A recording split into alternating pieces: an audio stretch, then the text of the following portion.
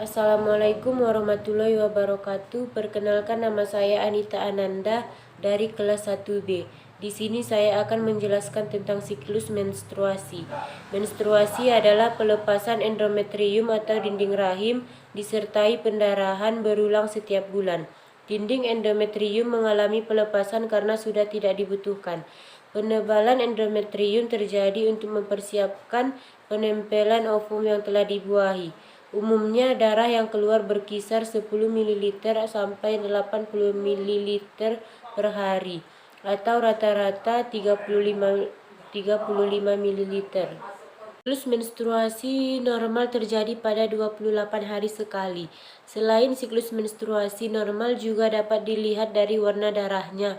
Darah haid yang normal umumnya berwarna merah kegelapan. Normalnya wanita menstruasi adalah 7 hari. Variasi lama waktunya haid tergantung dari banyak atau tidaknya darah yang dikeluarkan. Untuk gejala menstruasi yang normal meliputi perut yang kembung, kram pada perut bagian bawah, kesulitan tidur, payudara jadi sensitif, dan munculnya jerawat. Selanjutnya di sini saya akan menjelaskan tentang siklus menstruasi. Siklus menstruasi terbagi menjadi 4 fase. Fase yang pertama adalah fase menstruasi, fase yang kedua adalah praovulasi atau folikuler, fase yang ketiga adalah ovulasi, fase yang keempat adalah pasca ovulasi. Dalam siklus menstruasi terdapat siklus ovum, hormon, siklus uterus atau rahim. Sekarang kita masuk ke fase yang pertama, yaitu fase menstruasi. Diawali dengan tidak dibuahinya sel ovum, kadar hormon progesteron pun ikut turun, sehingga menyebabkan peluruhan dinding rahim dan menyebabkan terjadinya menstruasi. Dalam fase ini, hormon FSH dan LH dibantu dengan hormon estrogen membantu mematangkan sel telur.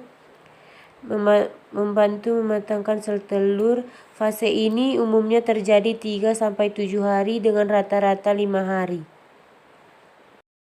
Fase yang kedua adalah praovulasi atau folikuler. Ketika ovum sudah matang, hormon FSH dan LH mengalami sedikit penurunan, sedangkan hormon estrogen mengalami kenaikan. Seiring dengan naiknya hormon estrogen, dinding rahim pun ikut mengalami penebalan. Kedua hal ini terus naik hingga ke tahap maksimal. Selanjutnya adalah fase ketiga. Fase ketiga adalah fase ovulasi. Setelah mencapai titik maksimalnya, hormon estrogen mengalami penurunan.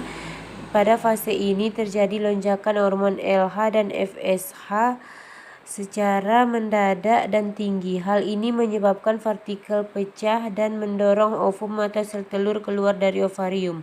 Pelepasan ini biasanya terjadi antara 16-32 jam setelah hormon LH dan FSH naik. Selanjutnya adalah fase terakhir atau keempat adalah fase paskal ovulasi. Setelah ovum terlepas, folikel yang ditinggalkan membentuk corpus luteum.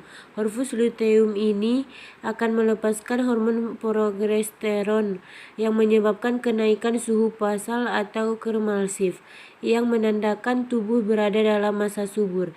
Selepas ovulasi, hormon progesteron dibantu oleh hormon estrogen memiliki tugas untuk menahan dinding rahim atau endometrium.